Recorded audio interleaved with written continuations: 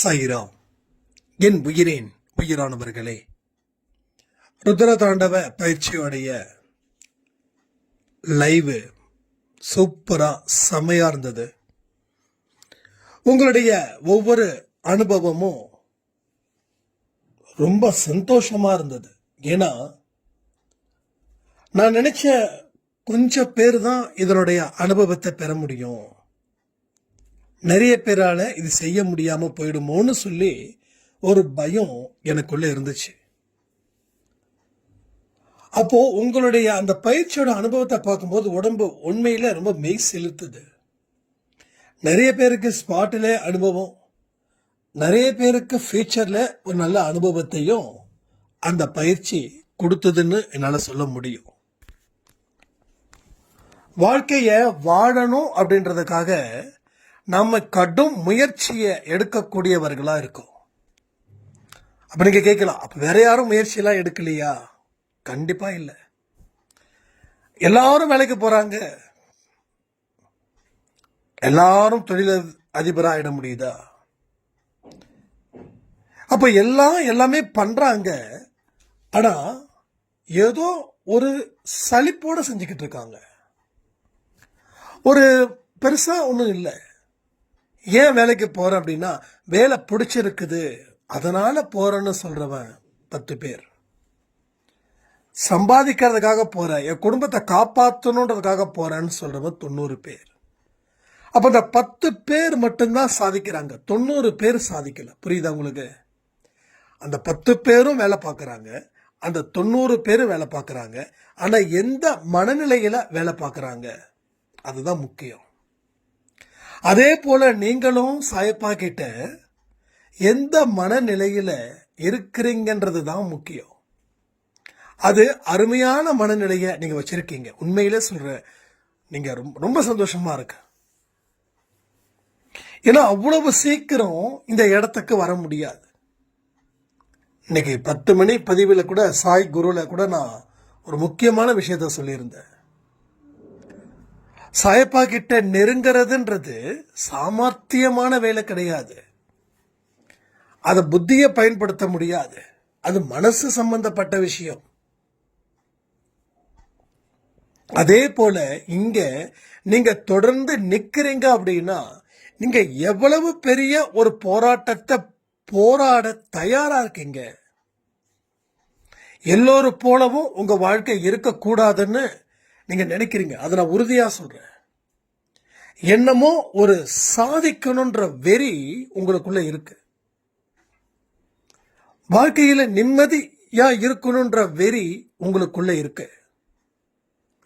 தன்மானத்தை எந்த இடத்துலையும் அடகு வச்சிடக்கூடாது அப்படின்ற வெறி உங்களுக்குள்ள இருக்கு. அப்போ 100ல அந்த 10 பேரா நீங்க இருக்கீங்க, 90 பேரா நீங்க இல்ல. இதை உறுதியா சொல்ல முடியும். நான் அடிச்சு சொல்லுவேன், எந்த கோயில வேணாலும் சத்தியம் பண்ணி சொல்லுவேன், அந்த 10 பேரா நீங்க இருக்கணும்னு இருக்கீங்க. ஆனா இந்த எண்ணம் எப்படி வந்தது? போன ஜென்மத்துல கத்துக்கிட்ட வித்தைகள். வித்தை அப்படின்னு நான் சொல்றது ஜிம்னாஸ்டிக் அது மாதிரி இல்லை. மனசை எந்த மாதிரி வச்சிருக்கணும், அந்த மனசுக்குள்ள என்ன கொடுக்கணும், மைண்டு எந்த அளவுல ஒரு மனுஷனை உருவாக்குது, கடைசி காலத்துல எந்த அளவுக்கு உருவாக்கி வச்சிருந்தது, இதை எல்லாமே அந்த மனசோட வித்தை. அந்த வித்தையை நீங்க தெரிஞ்சு வச்சிருக்கீங்க. அப்ப போன ஜென்மத்துல போட்ட விதை இங்க அறுவடை செய்வதற்கு ஏற்ற காலமா இந்த காலம் இருக்குது. முதல்ல உங்க வேல்யூ உங்களுக்கே தெரியாது, உங்க வேல்யூ அப்படின்னு. ஆனா இனி செய்யக்கூடிய செயல்கள் மூலமாக உங்க வேல்யூ எப்படிப்பட்டதுன்னு தெரியும். நீங்க ஒரு இடத்துல ஒர்க் பண்ணிட்டு இருக்கீங்க, நீங்க சாதாரண இடத்துல தான் இருக்கீங்க. இது வரைக்கும் உங்களுடைய அந்த வர்த்து, அந்த மதிப்பு உங்களுக்கும் தெரியல, பிறருக்கும் தெரியல. ஏதோ ஒரு விஷயம் உங்க வாழ்க்கையில, உங்க வேலையில நடக்குது. வாழ்க்கையில வேலையில நடக்குது. அது எல்லாருடைய புருவத்தையும் தூக்குற அளவுல வாவ் அப்படின்ற மாதிரி இருக்குது. அப்பதான் உங்களுக்கு மதிப்பு கூடுதலா வருது. ஸோ அப்போ உங்க செயல்கள் மூலமா உங்க மதிப்பு உயருது. அது இன்னமும் கோடி மதிப்புகளை கொண்டு வருது. ஒரே இடத்துல அந்த பவர் ஆன் ஆயிடுச்சுன்னா அதுக்கப்புறம் அந்த பவரை அணைக்க யாரும் விரும்ப மாட்டோம். அந்த பவரை வச்சு இன்னும் 10 பவரை உருவாக்குவோம். அந்த 10 பவரை வச்சு இன்னும் 100 பவரை உருவாக்குவோம். அந்த 100 பவரை வச்சு 1000 பவரை உருவாக்குவோம். ஆரம்பத்தில் வேலையில சேர்ந்தவங்க பிற்காலத்தில் சொந்தமா தொழில் பண்ணி 1000 பேருக்கு வேலை கொடுத்தவங்களும் இருக்காங்க. அதே போல ஆரம்பத்தில் இருந்து செய்த வேலையை இன்னைக்கு வரைக்கும் செய்து கொண்டு இருக்கிறவர்களும் இருக்காங்க. ஏன்னா அவங்களுக்கு எந்த இடத்துலையும் அவங்க செயல் மதிப்பை கொடுக்கல. அடுத்தவங்களை கவனிக்கிற அளவுல அவங்க செயல் இல்லை. அப்போ உங்களுக்கு அடுத்தவங்க கவனிக்கிற அளவுக்கு உங்க செயல்கள் மென்மையாக இருக்கும், பவர்ஃபுல்லா இருக்கும், வாழ்க்கையை வளர்ச்சி அடைவதற்கு தேவையானதாகவும் இருக்கும். அப்போ அந்த செயல் எப்ப நடக்க போகுது, அதுக்காக காத்துக்கிட்டு இருக்க, அதற்காக சந்தோஷப்பட்டுக்கிட்டு இருங்க, அதற்காக நம்பிக்கையோட இருங்க. என்னைக்கு அந்த செயல் வெளியில வருதோ அன்னைக்கு அடுத்த மக்கள் உங்களை மதிப்பார்கள், உங்க கூட பேச விரும்புவார்கள், உங்க பார்வைக்காக காத்து கொண்டும் இருப்பார்கள். உங்க வேல்யூ இன்க்ரீஸ் ஆகுது.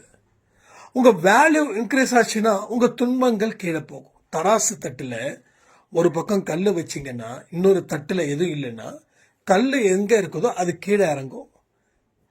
அப்போ அதுக்கும் இதுக்கு ஈக்குவலா வச்சா என்ன ஆகும்? உங்களுக்கு ரெண்டும் ஈக்குவலா இருக்கும். கொஞ்சம் அதிகமா வச்சா கீழே எது இருக்கோ அது. அப்ப நாம வெயிட்டான மனிதர்களா மாறுவோம். இன்னைக்கு எங்கேயோ இருக்கிறோம், நாளைக்கு நம்மளுடைய திறமையாலையும் கடவுளுடைய ஆசீர்வாதத்தாலையும் இந்த ரெண்டும் சேரும்போது யான பலம் உங்களுக்கு கிடைக்கும். அதுதான் நம்ம வாழ்க்கையில இனி நடக்க போகும் மிகப்பெரிய ஒரு அனுபவமா உங்க வாழ்க்கையில இருக்கும். அப்போ இன்று இல்லை அப்படின்றதுக்காக என்றும் இல்லைன்னு முடிவு பண்ணிடக்கூடாது. ஏன்னா நம்மளை சுத்தியும் இந்த சாத்தான்கள் இருந்துகிட்டே இருக்கும். நான் கூட நம்பல, அப்படிலாம் ஒன்றும் இருக்காது, இதெல்லாம் நாமளே நம்மளோட மாயை அப்படின்னு. நாம ஒரு ரூட்டுக்கு போகணும்னு நினைப்போம், அந்த ரூட்ல பயணம் செஞ்சா நல்லதுன்னு நினைப்போம், பயணமும் செய்வோம்.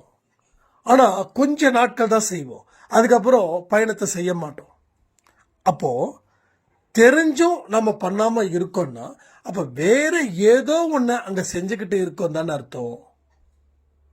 அப்போ அது செய்யறது வாழ்க்கையில துன்பத்தை கொடுக்குதுன்னு தானே அர்த்தம். அப்ப துன்பம் வரும்னு தெரிஞ்சும் நாம அதை செஞ்சுக்கிட்டு இருக்கோம்னா அப்ப எவ்வளவு ஒருத்தர் செய்ய சொல்றான், அவனே சாத்தான், அவன் தான் சாத்தான், வேற ஒன்றும் இல்லை. அப்ப இததான் நம்ம தெளிவா புரிஞ்சுக்கணும். புரிஞ்சுக்க புரிஞ்சுக்க புரிஞ்சுக்க உங்க செயல்திறன் அதிகரிக்கும். நீங்க வாழ்க்கையில நல்லா புரிஞ்சுக்கிட்டீங்கன்னா முதல்ல என்ன தெரியுமா குறையும்? என்ன குறையும்? உங்க பேச்சு குறையும், உங்களுடைய தூக்கம் குறையும், உங்களுடைய நோய் குறையும், உங்களுடைய துன்பம், வருத்தம், குழப்பம், பயம் எல்லாமே படிப்படியா குறையும். ஒரு ஹாஸ்பிட்டலுக்கு போறீங்க டெஸ்ட் பண்றதுக்காக, டாக்டர் சொல்றாரு உங்க உடம்புல என்னமோ பிரச்சனை இருக்குன்னு தோணுது, ஒரு கம்ப்ளீட்டா ஹெல்த் செக்அப் பண்ணிக்கலாம் அப்படின்னு டாக்டர் சொல்றாருன்னு வச்சுக்கோங்க. நாம அந்த ரிப்போர்ட் கிடைக்கிற வரைக்கும் நம்ம மனநிலை எப்படி இருக்கும்னு உங்களுக்கு தெரியுமா? அப்போ இன்னைக்கு நான் ஒரு டாக்டரை மீட் பண்ண போறேன், நாளைக்கு வெறும் வயிற்றுல நீங்க வாங்க கம்ப்ளீட்டா ஹெல்த் செக்அப் பண்ணிக்கலாம், ஏதோ ஒரு பிரச்சனை இருக்குதுன்னு தோணுது, அது டெஸ்ட் வந்ததுக்கு அப்புறம் தான் தெரியும் அப்படின்னு. அப்போ நமக்கு அன்னைக்கு மதியானத்துல இருந்து, அதாவது டாக்டர் சொன்ன நேரத்துல இருந்து அந்த ரிப்போர்ட் நம்ம கிட்ட கிடைச்சி டாக்டர் சொல்ற வரைக்கும் ஒரு விதமான நெருக்கடி, ஒரு விதமான மன உளைச்சல் எல்லாமே சேர்ந்து நிற்கும். ஏன் தெரியுங்களா? பயம் உள்ள ஆட்கொள்ளும். அப்போ அடுத்த நாள் டாக்டர் ரிப்போர்ட்டுக்காக டெஸ்ட் எடுக்கும்போது நம்ம கேட்போம், கரெக்டாக இருக்குதுங்களா? கிட்னி சட்னிலாம் கரெக்டாக இருக்கா? நரம்புலாம் கரெக்டாக இருக்கா அப்படின்னு. அவங்க சொல்லுவாங்க, எதா இருந்தாலும் டாக்டர் தான் சொல்லணும், நாங்கள் சொல்லக்கூடாதுன்னு. சரி, அந்த டாக்டர் பொண்ணு நர்ஸு பொண்ணு வந்து சிரிச்சுக்கிட்டே சொன்னால் கூட பரவாயில்ல, கொஞ்சம் ஒரு மாதிரியாக தான். சரி, அப்போ நாம் என்ன நினைப்போம், என்னமோ இருக்குது, அதனால தான் அந்த பொண்ணு வந்து சிரிக்காம சொல்லுது அப்படின்னு. அப்போ ரிப்போர்ட் வந்ததுக்கு அப்புறம் டாக்டர் சொல்லுவார், ஒன்றும் பிரச்சனை இல்லைங்க, ரெஸ்ட் எடுத்தால் போதும், எல்லாமே கிளியராக இருக்குது அப்படின்வார்.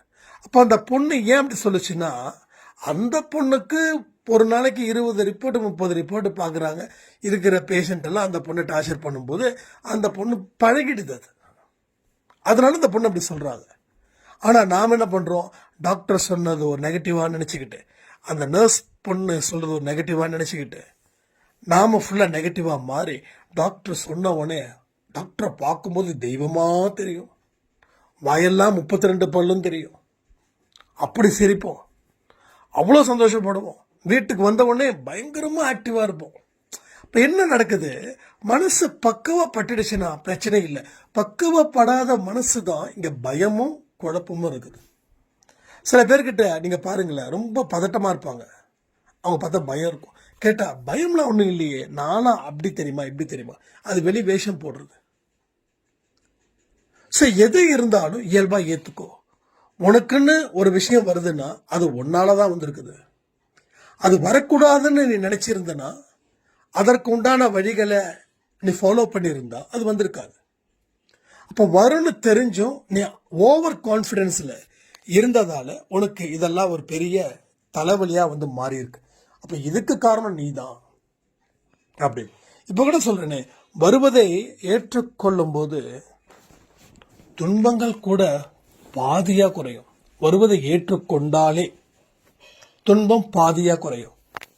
அப்போ அந்த துன்பம் பாதியா குறையும் போது என்ன ஆகும், மனசு லேசாகும்.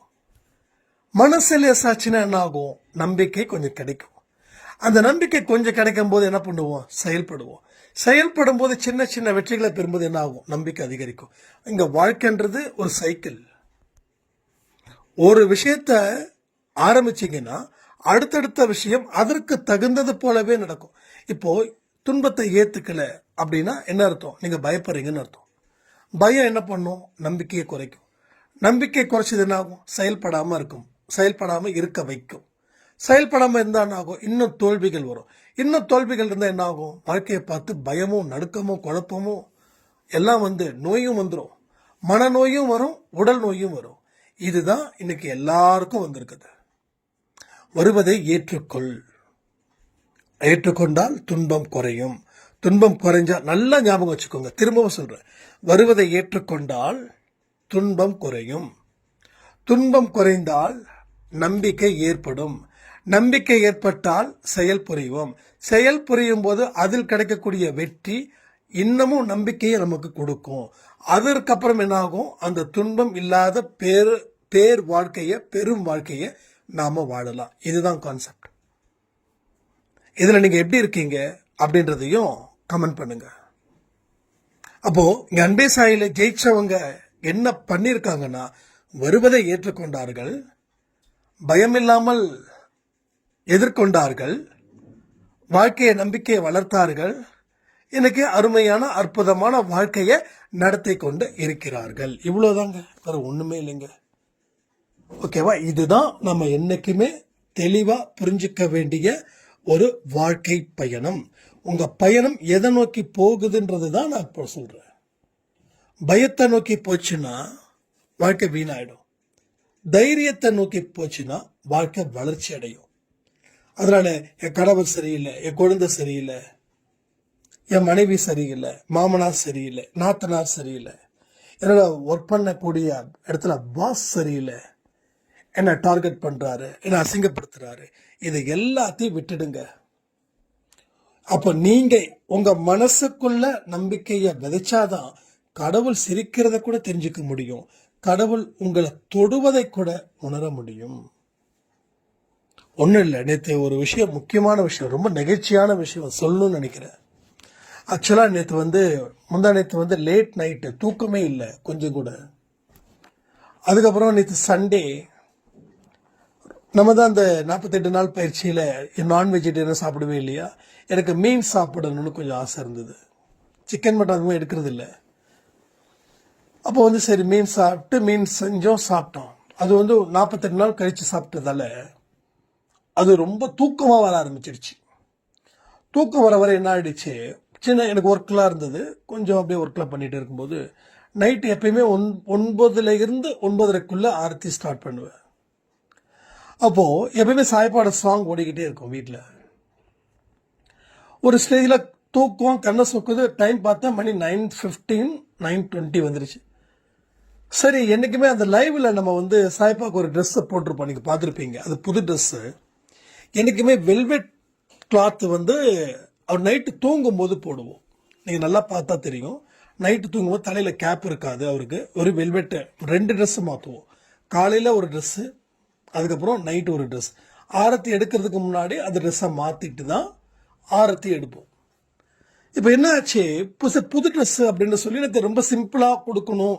ஏன்னா நீங்கள் இது வரைக்கும் மாலையோட தான் பார்த்துருப்பீங்க இல்லையா சாய்ப்பாவை.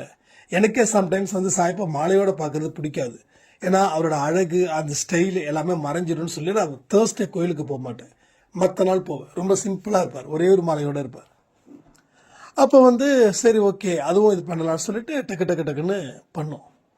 பண்ணிட்டு வச்சுருந்தோம். டக்குன்னு பார்த்தா மணி 9:20 9:25. சரி ஆரத்தி வேற எடுக்கணும், சரி எடுத்துடலாம். தூக்கம் கண்ணை சுக்குது, கண்ணெல்லாம் ரெட்டிஷ் ஆகுது, அப்படியே கொட்டாவியாக வருது. நான் அவ்வளோ சீக்கிரம் தூங்குவேன்னு நான் எதிர்பார்க்கவே இல்லை. வெளியில் வரும்போது கரெக்டாக பிளேலிஸ்ட்டில் சாய்ப்பா நைட்டு இரவு ஆரத்தி ஓடுது. நல்லா புரிஞ்சுக்கோங்க, இரவு ஆரத்தி. இப்போ அது என்ன பண்ணணும், நான் மறுபடியும் டிவி ஆன் பண்ணி யூடியூப்பில் பிளேலிஸ்ட்டில் போயிட்டு அதை இது பண்ணுறதுக்கு அதுக்கு ஒரு 15 நிமிஷம் ஆகும். இப்போ ட்ரெஸ்ஸு சேஞ்ச் பண்ணுறதுக்கு ஒரு 15 நிமிஷம் ஆகும்.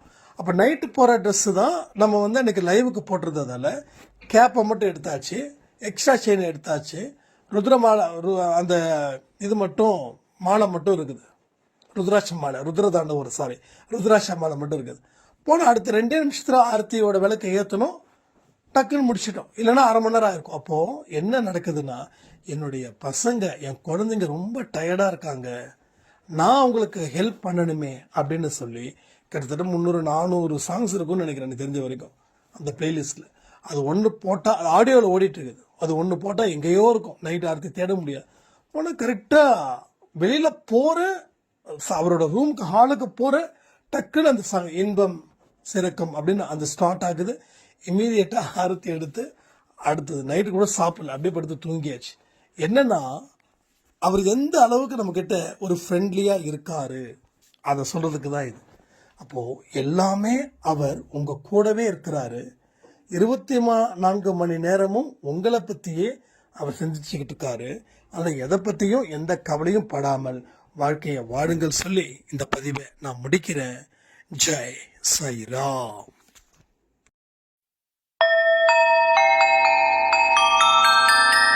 ஓம் சாயிராம்.